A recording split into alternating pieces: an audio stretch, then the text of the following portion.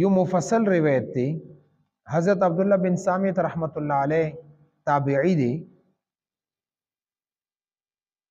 او دا د حضرت ابو ذر رضی اللہ تعالی عنہ ابو ذر غفاری رضی اللہ تعالی عنہ خاص شاگردانو کې وو. هغه وی چې یو ځل ما خپل خلیل حضرت ابو ذر غفاری رضی اللہ تعالی عنہ یو تاسو کو نغر ته جواب کی واقعیا واوروله چې یو ځل حضور اقدس صلی الله علیه و آله وسلم په خدمت کې ما دا اودس اوبو راواخستل غم ورته حاضرې کې یو داسې موقع وه چې پیغمبر علیه الصلاۃ والسلام اودس کول غوښتلو نو حضرت ابو ذر غفاری رضی الله تعالی عنہ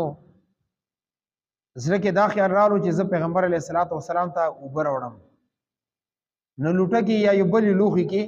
پیغمبر علیه الصلاۃ والسلام ته اوبه راوړي او صحابه کرام دا مزاج چې د پیغمبر علیه الصلاۃ والسلام خدمت کوشش وکول او هر یو صحابي په خدمت کې مخکې کیدو نو وی لوټه کې اوبه راوړي خو پیغمبر علیه الصلاۃ والسلام چې کله دا اودس اوبه واخستلې نو پیغمبر علیه الصلاۃ والسلام یو غیر معمول طریقې سره خپل د سر دسې خوځولو او د شونډې غاښونو سره ونیولې لکه دلته مونږ سخت حالاتو کې د شونډې غوسې کې ونیسئ دسې وی ما نه تپوسو کو چې یا رسول الله ستا باندې زما مور پلار قربان وي ما د ستا خدمت وکړو دې کې څه مانه کوتاهي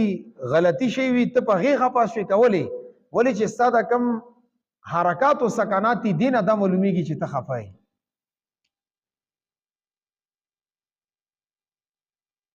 اور صحابه کرامو دا مزاج وو چې دې نه غوښتل چې پیغمبر علیه الصلاۃ والسلام ته تکلیف مینو شي خپل به ډېر تکلیفونه تیر کو په ځان به ډېر زوړول خو پیغمبر علیه الصلاۃ والسلام یې خفه کولو نه اور داسې حالاتو کې پیغمبر علیه الصلاۃ والسلام یو ثابته کتل زیره خبره چې دا ګران کارو نه جواب ورته پیغمبر علیه الصلاۃ والسلام ورته فرمایلی چې لا نه داسې څه خبره نشته نه تا وجه نه ماته تکلیف میلاو دی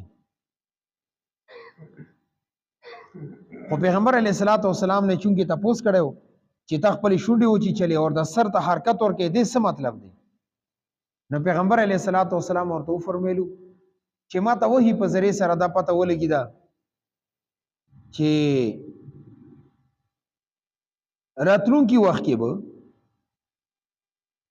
دسه بدشایان په تاسو باندې مسلط شي چې هغه به منځونو کې تاخير کوي موږ به په جمع سره نه کوي په ټایم به نه کوي اور پیغمبر علیه الصلاۃ والسلام ته عموما د راتلونکي حالاتو پیشنګوئی کی دا وਹੀ په ذریعہ سره او دې ته علم غیب نه وي دا یاد ساتئ علم غیب دې ته وي چې منځ کې څه سورس اور واسطه نه وي او ته یو علم وشي اور کچری منځ کې وزاریه را لغته علم غیب نه وي لکه مثال په تور باندې ډاکټر د یو زنانه الټراساوند کو دا ویل چې یا زوی دی یا لور ده دا علم غیب نه دی تقریبا دا علم غیب دی غا الټراساوند وګورئ کې وکتل چې دنه یا ماشوم دی یا ماشومه ده الټراساوند بغیر وی چې دا یا ماشوم دی یا ماشومه ده دا علم غیب دی او دا څوک ویل نشي نه چې پاک پیغمبر علیه الصلاۃ والسلام کوم راتلونکي حالات ویلي دي یا خپل زمانه کې سدسي خبرې کړي چې هغه د غیب ولا خبرې نه وਹੀ په ذریعہ سره کړي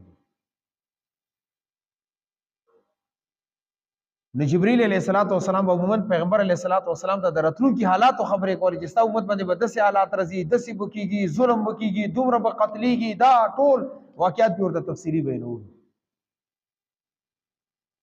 ندیمو کې هم